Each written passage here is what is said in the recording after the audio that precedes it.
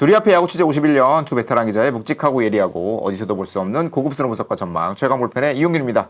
오늘도 안성호 기자님은 휴가 일정 때문에 안 나오셨고요. 저 혼자 진행하도록 하겠습니다. 그래서 오늘은 스타일을 좀 바꿔서 제가 또 파워포인트라는 것을 이용해서 새로 이제 LG가 영입한 카를로스 카라스코로부터 시작해서 뭐 여러 가지 외인들의 스타일 그리고 패덱과의 관련성 뭐 이런 것들을 정리해서 보여드리도록 할 텐데요. 일단 LG가 카를로스 카라스코를 영입을 했습니다. 크리스 패덱에 이어서 정말 엄청난 빅네임 투수를 영입을 했는데요. 카를로스 카라스코는 물론 여기 2026년 성적은 뭐 8경기 불펜으로만 나와서 경기가 많지 않지만 왕년에는 정말 잘 나갔던 투수였습니다. 살펴보자면 2017년이죠. 2017년에는 무려 18승을 거두면서 다수왕에 올랐고 메이저리그 최고 투수 중에 한 명으로 자리 잡을 정도로 여기 베이스볼 서번트 자료 보시면 뭐 피칭 런 밸류도 그레이트하고 뭐 브레이킹 런, 업시드 런, 뭐 패스트 런은 조금 이제 패스트볼 계열은 조금 약하지만 워낙에 체인지업이라는 무시무시한 무기를 갖고 있던 투수기 때문에 삼진 많이 잡고 볼넷 안 내주고 정말 어마어마한 기록을 세웠지만 이게 벌써 9년 전 기록이라는 거. 데이터 다시 살펴보시면 이게 2026년 기록이거든요. 카를로스 카라스코가 이제 8경기 등판에서 평균 자책 5.94였고 우투수 상대로는 체인지 뭐 지금 2026 시즌에는 불펜에서 나왔고 아무래도 구속에 대한 부담이 조금 떨어지긴 부족한 측면이 있기 때문에 구속은 여기 나와 있듯이 페스티벌 구속이 하위 6%인 거잖아요. 그러니까 구속이 많이 떨어진 상태에서 하지만 익스텐션이 굉장히 좋은 편이고 어떤 여기 보지만 이 숫자가 그러니까 등판 횟수가 많지 않아서 색깔이 좀 튀어나가긴 하지만 체이스라는 건 이제 타자의 방망이를 끌어내는 능력이거든요. 이게 방망이를 끌어내는 능력은 상당한 수준. 그래서 여전히 일종의 변화구의 제구력일까 공의 무브먼트 움직임들은 굉장히 좋지만 다만 문제는 구속이 살짝 떨어져 있다는 게 문제인데 워낙에 베테랑 투수다 보니까 타자들을 상대하는 요령, 경기를 운영하는 능력 이런 부분들에서는 뭐 의심할 여지가 없다. 데이터를 좀 살펴보면 2026 시즌 데이터를 보면 올 시즌 포심 패스트볼은 13%밖에 안 던졌고 체인지업 가장 강력한 무기라고 할 수 있죠. 체인지업이 31%, 투심, 싱커가 27%, 커터가 15%, 슬라이더 14%. 그러니까 체인지업과 싱커는 아무래도 오른쪽으로 움직이는 공들이죠. 그러니까 카라스코가 오른손 투수니까 이렇게 내회전을 활용해서 오른쪽으로 움직이는 공들이 두 가지가 있고 그리고 커터와 슬라이더 반대 방향으로 움직이는 공이 두 가지가 모두 배분이 되면서 아무래도 체인지업 싱커를 많이 던지고 커터 슬라이더 숫자는 좀 줄긴 하지만 양쪽으로 움직이는 공을 모두 가지고 있다. 다만 왼쪽으로 움직이는 공의 어떤 그 무브먼트의 움직임의 크기는 아주 크다고 보기는 좀 어렵고요. 아무래도 우타자 중심으로 상대를 하는 불펜 투수 역할이다 보니까 이런 모습이 보이는데 오히려 이 뭐랄까요? 2017년에 움직임 보면 이제 전성기 때 움직임 보면 이렇게 움직이는 공들도 굉장히 많거든요. 커브도 굉장히 잘 쓰고 슬라이드의 확률도 높고 포심의 위력이 워낙 수직 무브먼트 굉장히 좋은 모습을 보여주고 있잖아요. 이게 이제 전성기 때 모습이라면 지금의 모습은 그때보다는 좀 떨어졌지만 다양한 공들을 효과적으로 던질 수 있는 구사수 능력은 있다. 문제는 다만 포심의 구속이 살짝 떨어져 있다는 거. 여기 91.8마일 평균 구속이 나오는데 메이저리그 우완 투수 평균이 95.2마일이거든요. 평균보다 많이 떨어진 상태. 패덱이 올 시즌 더 보여준 그 구속이 여기 나와 보시면 92.9마일이었거든요. 이제 한국에 오기 전까지. 그러니까 패덱보다 포심 구속이 1마일 정도 좀 떨어진 상태. 그러면 패덱이 첫 경기에서 149.4 던졌으니까 147 정도, 146, 7 정도의 평속을 보일 거라고 생각이 드는데 그것들이 어떻게 통할 수 있을까? 이런 부분들이 카라스코의 성공 여부를 가르는 요소가 될 것 같은데요. 일단 그걸 따져보기에 앞서서 지금 크리스 패덱에 이어서 카를로스 카라스코까지 아무래도 아주 빠른 공을 던지는 투수보다는 제구에 강한 투수들이 게다가 빅네임들이 KBO 리그를 선택하게 되는데 왜 피네스 피처가 주목받을까라는 이유를 좀 취재를 해보면 첫 번째로 단장들도 그렇고 해외 스카우트들도 그렇고 메이저리그 좀 자원이 부족하다라는 얘기를 많이 하고 있습니다. 메이저리그 전체도 쓸만한 투수가 적다, 부상 선수도 많고 성장이 필요한 선수들의 어떤 층이 얇다 쓸만한 자원들을 모두 다 가지고 있어야 된다. 이런 이슈가 좀 있거든요. 그래서 원래 영입하려고 했던 하나와 LG가 모두 노렸던 디트로이트의 트로이 왓슨 같은 경우도 일단 구속이 굉장히 빠른 투수잖아요. 150대 초반 이상의 평속을 가지고 있던 투수니까 이 선수가 디트로이트가 쓸까 말까 고민을 하다가도 결국 한국에서 관심을 가질 만한 투수였는데 결국 40 노수 때 묶었다가 바로 옵션을 처리해버렸거든요. 이런 점을 고려하면 메이저리그에도 152 이상, 150대 중반의 평속을 가지고 있는 투수들은 일단 무조건 잡고 있는다. 이런 평가를 받고 있는데요. 그 이유 중에 하나로 평가받는 게 메이저리그가 이제 코로나19 팬데믹이 있었고 그 앞뒤로 일종의 파업, CBA 때문에 파업이 이루어지면서 이 부분들을 어떻게 해결할까? 메이저리그의 어떤 시스템의 일종의 구조조정 같은 것들이 있었는데 그러면서 마이너리그 시스템이 굉장히 많이 줄였습니다. 이 당시에 없어진 마이너리그 팀은 거의 수십 개 팀이 되는데 그러다 보니까 예전에는 그냥 마이너리그에 풀어놓고 거기서 알아서 성장하는 선수들을 하나씩 콜업시켜서 쓰는 시스템이었다면 지금은 젊은 선수들부터 아주 어린 선수들의 상위 지명 픽들을 집중적으로 조련해서 성장을 시키는 그리고 좀 더 빨리 콜업해서 좀 더 이른 나이에 경기에 투입하는 어떤 방식을 쓰다 보니까 오히려 옛날에 풀어놓고 더 많은 풀에서 선수들을 성장시키는 것보다는 확실히 또 풀이 좁아졌고 그러다 보니까 쓸 수 있는 투수의 숫자는 점점 더 줄어든다. 메이저리그도 그냥 그 양으로 승부하기보다는 어떤 선택과 집중을 하다 보니까 우리 KBO 리그에서도 쓸 수 있는 수준급의 투수들은 메이저리그에서도 쉽게 놔주기 어렵다. 이러면서 점점 더 좋은 투수, 그러니까 공 빠른 투수를 찾기가 어려워지고 있다는 게 현장의 공통된 지적이고요. 거기에 더해서 그러면 이제 우리는 어떻게 해야 될 것인가? 메이저리그에서 공 빠른 투수를 찾기 어렵다. 그렇다고 무조건 공만 빠른 투수를 찾다 보니까 한국에서 잘 통하지 않는다. 구속만 있으면 될 것 같았는데 한국에서 잘 실패를 한다. 올 시즌에 특히 구속만으로 성공하기 어려운 케이스들이 많이 보이고 있잖아요. 그 배경 중에 하나가 투수 코치들의 얘기를 들어보면 ABS 도입 이후 3년 차에 들어섰고 타자들도 ABS에 적응을 했다. 그냥 강력한 하이 패스트볼로 스트라이크 존 상단 언저리를 공략을 하면 예전에는 타자들의 방망이가 쉽게 나오거나 그걸 건드려서 뜬공이 되거나 아니면 파플라이가 되거나 파울이 되거나 이런 장면들이 많이 나왔는데 타자들이 상하단의 어떤 스트라이크 존에 대한 인식차를 어느 정도 적응을 하기 시작했어요. 그러다 보니까 대충 빠른 공을 상단에 던져서는 잘 되지 않는다. 그렇다고 어설픈 공을 구석에 던지다가 조금 구위가 떨어지면 그냥 두들겨 맞는 이런 장면들이 많이 나오다 보니까 조금 더 수준급의 제구를 가진 140 중반 이상의 구속이 지금 KBO 리그에서는 가장 효율적이지 않을까라는 판단을 하는 것 같아요. 물론 빠른 공을 던지는 투수가 있으면 좋지만 그런 투수들을 구할 수 없다 보니까 지금은 피네스 피처 쪽이 그나마 가능성이 높다라고 판단을 하고 있고 특히 크리스 패덱이 첫 번째 등판에서 보여준 임팩트가 굉장히 컸잖아요. 그거에 따른 어떤 결정들이 빠르게 이루어지고 있다라는 생각이 들고 있습니다. 그래서 이 어설픈 패스트볼보다는 확실한 무브먼트를 가지고 있는 투수들, 확실한 결정구 가능한 그러니까 베테랑을 선호하는 이유 중에 하나는 피칭 터널을 잘 활용을 하고 타자들의 어떤 스타일에 따라서 상대하는 경기 운원 능력이 보태져야 한국의 어떤 수준이 상승한 타자들을 상대할 수 있다라는 판단이 이루어지고 있는 것 같습니다. 그거에 따라서 이제 카라스커도 영입을 한 배경이 될 수 있을 거고요. 또 하나 이제 투수 코치들이 지적하는 것, 타자들의 스트라이크 존이라는 건 좌우를 지켜보는 것도 굉장히 중요하긴 한데 좌우는 어느 정도 커버가 가능하다라는 판단. 특히 발사각을 생각하면서 어떤 스윙의 각도들이 어느 정도 만들어져 있는 상태잖아요. 그러다 보니까 타자들이 공을 치느냐 말 거냐, 칠 거냐 말 거냐를 판단하는 데 있어서 스트라이크 존 상하단을 결정하는 게 굉장히 중요하다고 그래요. 그러니까 타자들이 거기에 조금 더 집중을 하고 있다. 그러다 보니까 그 상하단을 하이 패스트볼 떨어지는 커브로 완벽하게 구사할 수 있으면 좋겠지만 그게 잘 안 되면 사실 치리노스가 잘 안 됐던 이유 중에 하나가 치리노스가 첫 해에 들어왔을 때는 타자들의 어떤 상하단의 ABS 존의 적응이 조금 부족했을 때 체인지업을 상단에 던져서 성공하는 케이스들이 많았거든요. 그거를 움찔하다가 움직이지 못하고 그냥 스트라이크를 먹거나 마찬가지로 삼성의 원태인 선수도 작년 재작년에 비해서 올 시즌 조금 고전하는 이유 중에 하나가 상단에 그냥 체인지업을 그냥 집어 던져서 스트라이크를 잡아내는 거니까 오프스피드 볼을 상단에 던져도 타자들의 움직임이 좀 이루어지지 않았던 타자들의 디시전이 조금 더 늦는 이런 장면들이 종종 나왔기 때문에 그 부분들이 잘 통했는데 지금은 타자들이 그 부분을 좀 적응을 한 것 같아요.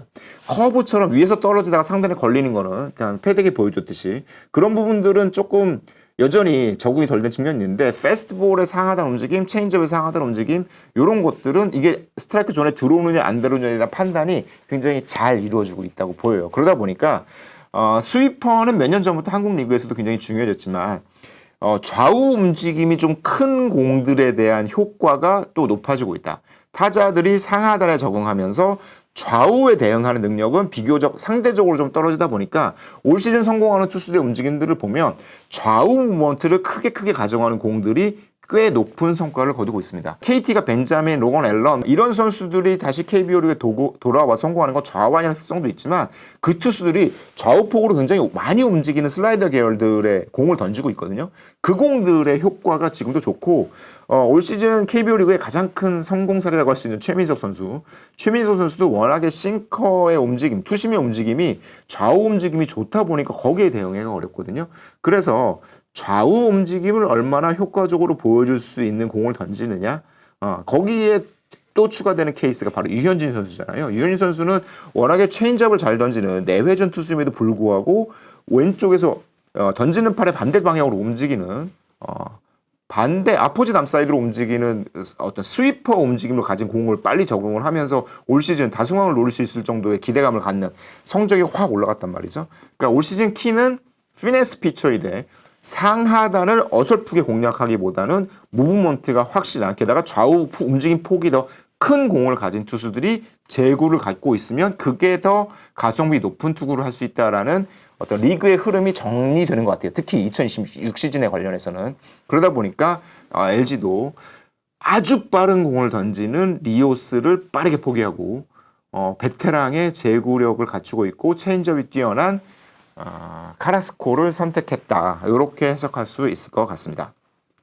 그래서 아까 말씀드렸듯이 이제 이게 패덱의 올 시즌 그림인데요. 패덱은 이렇게 그 포심의 움직임도 굉장히 좋았지만 포심의 수직 무브먼트도 좋았지만 이렇게 커브가 기존 커브보다 더 많이 수평 부분에서 하단으로 움직이는 공을 가지고 있었거든요. 그러니까 요 공이 첫 번째 지난 18일 롯데전에서 굉장히 임팩트를 줬던 공이고 체인지업의 움직임도 이 좌우 움직임이 굉장히 큰 쪽으로 표시가 되잖아요. 이렇게 수평 움직임이 많이 나타나는 공을 던질수록 KBO 리그에서는 조금 더 성공할 가능성이 높다. 이런 측면에서 패덱의 성공 가능성을 살펴볼 수 있을 것 같아요. 거기에 더해서 지금 주목받는 투수 중에 하나가 SSG가 올 시즌 내내 선발 투수 때문에 고생을 했는데 새로 데려온 페드로 아빌라 선수가 올 시즌 2경기에서 굉장히 좋은 모습 보였습니다. 이제 최근 경기에서도 어제 경기에서도 물론 6이닝 3실점을 행했죠. 5회까지는 굉장히 완벽한 투구를 보여줬는데 그림 보시면 아시겠지만 크리스 패덱의 어떤 구종 분포와 아빌라의 구종 분포가 조금 비슷한 측면이 있거든요. 물론 이 포심의 위력은 이제 패덱보다 좀 떨어지는 측면이지만 다만 구속이 좀 빨라요. 93.4마일 던지고 실제로 한국에 와서도 이제 152 정도의 평균 구속을 보이다 보니까 요것들이 효과적으로 움직이고 마찬가지로 커브의 수직 무브먼트가 좋은데 이 아빌라의 성공 비결은 여기 나타나지만 싱커의 좌우 움직임이 굉장히 좋다. 게다가 특히 어제 경기 같은 거에서는 팔을 좀 낮춰서 팔 각도를 낮춰서 수평 무브먼트를 더 줄 수 있는 형태의 싱커를 던져서 몸쪽으로 더 많이 우타적 몸쪽으로 더 많이 움직이게 만들었거든요.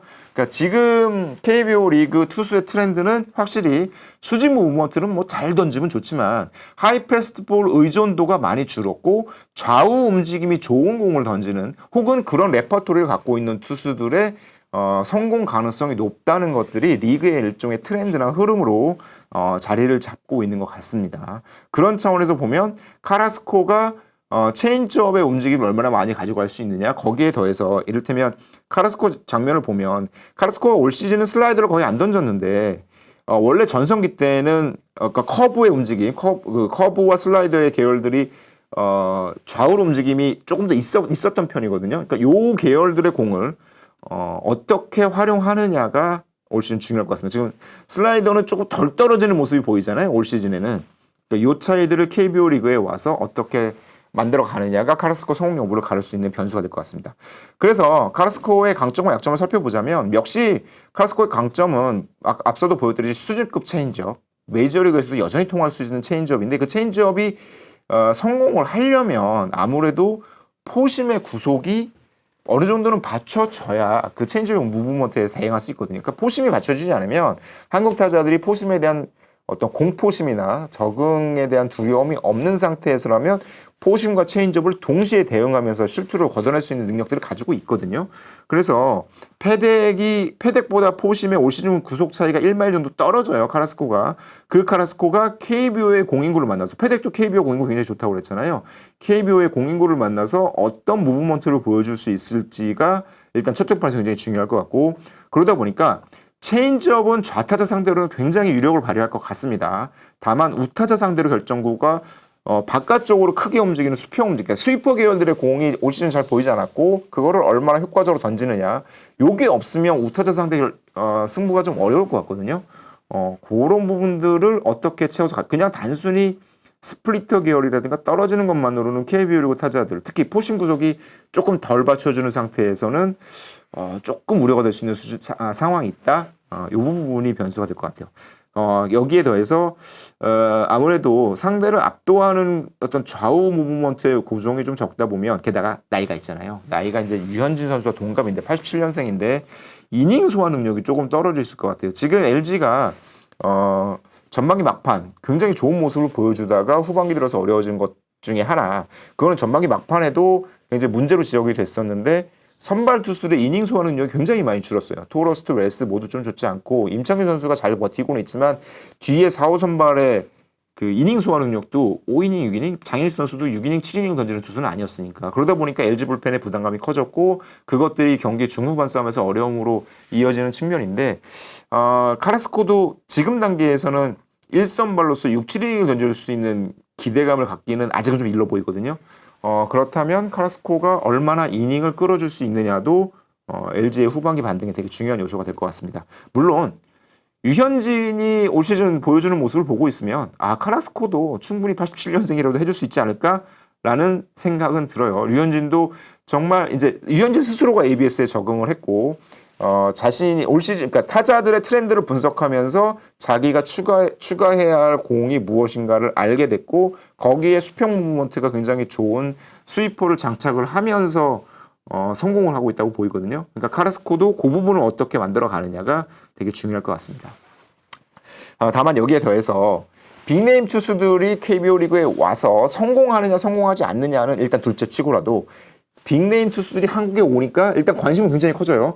메이저리그를 많이 좋아하는 팬들도 계시잖아요. 그분들이 이 선수가 한국 리그에 온다고? 라는 것만으로도 굉장히 큰 이미지 상승이 그리고 야구에 대한 관심도를 높이는 측면도 있는데 빅네임 투수들이 한국에 왜 올까라고 이제 해외 스카우트 담당들한테 물어보면 확실히 한국에 대한 이미지가 좋아졌다.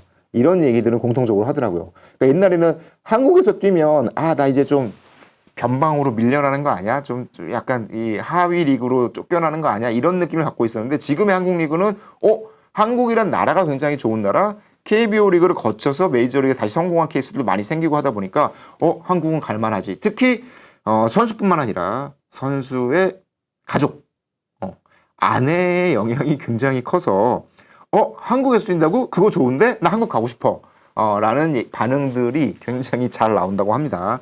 이게 옛날에는 강남 스타일 얘기했는데 이제는 캐대헌 얘기해야 될 것 같고 올리브영 얘기해야 될 것 같고 그런 부분들이 있는데 어쨌건 빅네임 투수들도 한국행 선택에서 굳이 주저하지 않는다. 그리고 일본과의 경쟁을 따져보면 일본은 우리처럼 연봉 제한이 없기 때문에 일본이 훨씬 더 돈을 많이 줄 수 있거든요. 그럼에도 불구하고 일본이 아니라 한국에 오네. 물론 일본을 갈 수도 있고 일본을 택하는 선수도 많지만 우리의 레이더 안에 들어오던 선수들이 한국에 오는 이유 중에 하나는 한국에서 일단 아직까지는 이렇게 빅네임 투수들이 오면 무조건 1군 선발 고정됩니다. 일본 리그에서는 1군 선발 고정이라는 거 없잖아요. 조금만 삐끗하면 다 2군 내려보내고 하니까 게다가 일본은 국내 선발진이 워낙 탄탄하다 보니까 아무리 빅네임 투수를 하더라도 실력이 뒷받침되지 않으면 1군에서 뛰지 못하거든요. 근데 그러면 거기서 받는 심리적 타격이 더 크기 때문에 무조건 1군 선발이 고정될 수 있는 거기를 통해서 일종의 반등을 기대할 수 있는 그런 기대감이 베테랑, 그러니까 메이저리그 빅네임 베테랑들이 한국을 선택하는 이유로 분석이 되고 있어요. 근데 여기에 더해서 제가 기대하는 요소 중에 하나는 지금까지는 아무래도 트리플 A나 하위 리그 선수들이 와서 KBO 리그에서 성공을 하고 그 성공 의지를 바탕으로 구속도 늘리고 야구도 많이 배우고 그러면서 성공해서 메이저리그 돌아가는 경우들이 많았거든요. 그러다 보니까 한동안 빅네임 투수들이 한국에 잘 오질 않고 혹은 오더라도 큰 성공을 거두지 못했는데 빅네임 베테랑들이 한국에 오면 그들이 갖고 있는 일종의 아우라라든가 야구에 대한 애티튜드, 야구를 준비하는 자세 이런 것들이 아무래도 트리플 A에서 활약했던 선수들과는 다르거든요. 그 선수들이 한국 야구 혹은 그 팀에 왔을 때 동료들에 줄 수 있는 어떤 애티튜드의 전파 이런 것들은 KBO 리그의 어떤 질적 향상에 도움이 될 수 있겠다라는 기대감이 좀 있어요. 저는 개인적으로.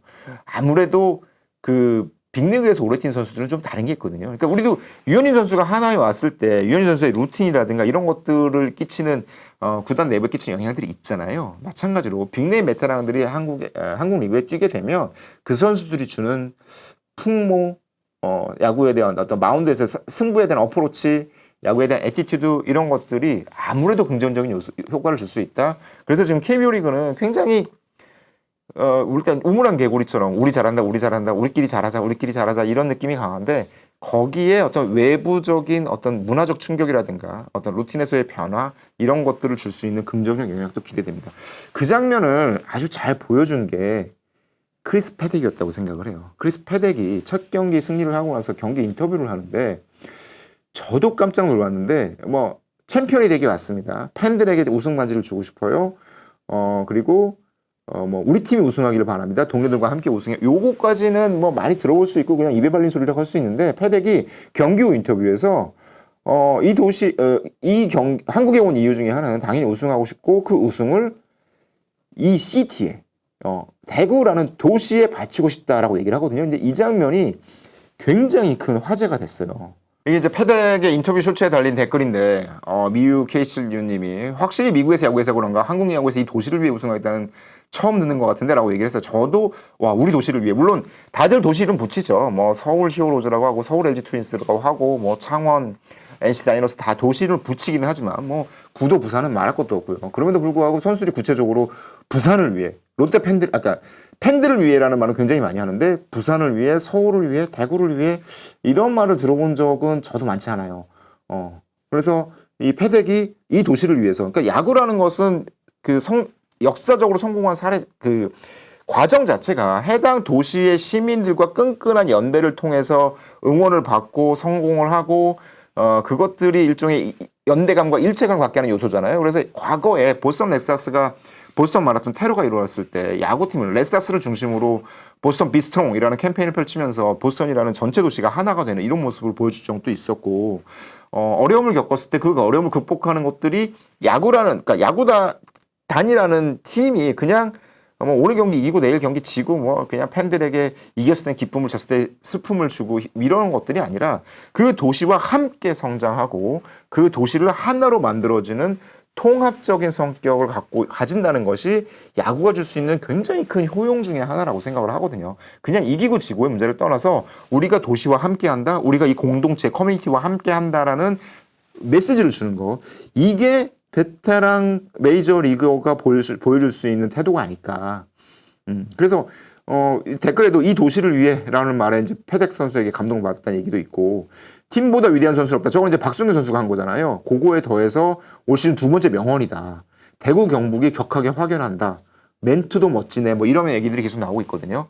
그래서 패덱이 줄 수 있는 그러니까 메이저리그 베테랑들이 줄 수 있는 야구에 대한 태도, 야구에 대한 존중, 야구라는 종목을 멋있게 만드는 방식들 이런 것들이 한국 야구 리그에 조금 더 긍정적인 영향을 미친다는 점에서 빅네임 투수들이 와서 성공할 수도 있고 성공하지 못할 수도 있어요. 근데 이런 장면을 보여주는 것만으로도 굉장히 큰 의미가 있다라고 저는 생각을 합니다.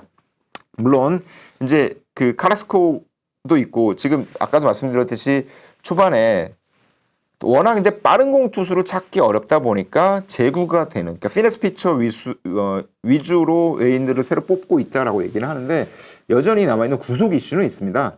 구속이 어느 정도 받쳐져야 제구도 통할 수 있다. 왜 그러냐면 피네스와 제구 중요하지만 올 시즌 아시아 쿼터로 들어온 일본 투수들이 제 모습을 못 보여줬잖아요. 제구가 일본 투수는 아무래도 제구는 꽤 좋은 편으로 평가를 받는데 아주 뛰어난 성공을 거둔 투수는 없다는 점에서 아무래도 구속이 조금은 중요하다. 패덱이 평소에 149.4를 기록했고 아빌라 선수도 두 경기에서 평균 구속 152.6km를 기록했거든요. 그러니까 이 정도의 구속은 가져줘야지 146, 7로는 조금 어렵지 않겠냐라는 얘기를 했어요. 그래서 통화를 하다 보니까 한 팀의 투수 코치가 구속이 146, 7 정도라면 평속이 146, 7 정도라면 10개 중 8개 정도는 원하는 곳에 던지는, 원하는 포인트에 던질 수 있는 수준이 아니라면 한국 리그에서 쉽지 않다. 한국 타자들의 구속 대응력이 상당히 높아졌다라고 평가를 하더라고요.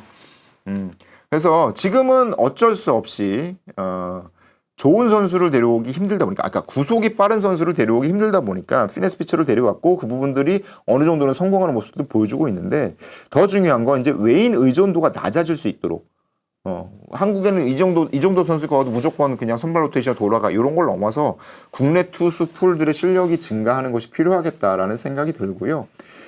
그런 점에서 올 시즌 되게 중요한 의미가 있는 게 김도용, 안현민의 긍정적 효과가 한국 타자들의 변화를 만들었다고 생각이 들거든요. 김도용 선수가 타석에서 대응하는 방식, 안현민 선수가 벌크업을 통해서 굉장히 큰 어떤 파워풀한 야구를 보내주는. 그러니까 두 선수 모두 세기도 좋지만 굉장히 파워가 더해진 플레이를 타석에서 보여주고 있는 거잖아요. 그런 것들이 리그 전체에 끼치는 영향이 굉장히 긍정적으로 있다고 보여요. 지금 퓨처스의 야수들은 진짜 운동 진짜 열심히 합니다. 파워가 굉장히 중요하다는 걸 다 알고 있기 때문에 마찬가지고 투수 쪽에서는 올 시즌 롯데 김진욱이 보여줬고 최근 기아의 이일이 선수가 굉장히 좋은 모습 보여주고 있잖아요. 김진욱, 이일이가 굉장히 유망주였는데 공은 빠르지만 제구가 잘 안 되는 상황에서 구속도 유지하고 여기에 어느 정도의 제구가 받쳐지면서 확 성장하는 이런 사례들을 보여줬기 때문에 김진욱과 이일이가 어떻게 성장했느냐를 다른 투수들이 어린 투수들이 굉장히 많이 보게 될 거거든요. 그러니까 이것이 주는 사례의 기대감 저는 요것도 2026 시즌을 넘어서 27, 28 시즌으로 갈 때 되게 중요한 요소가 된다고 보이는데요.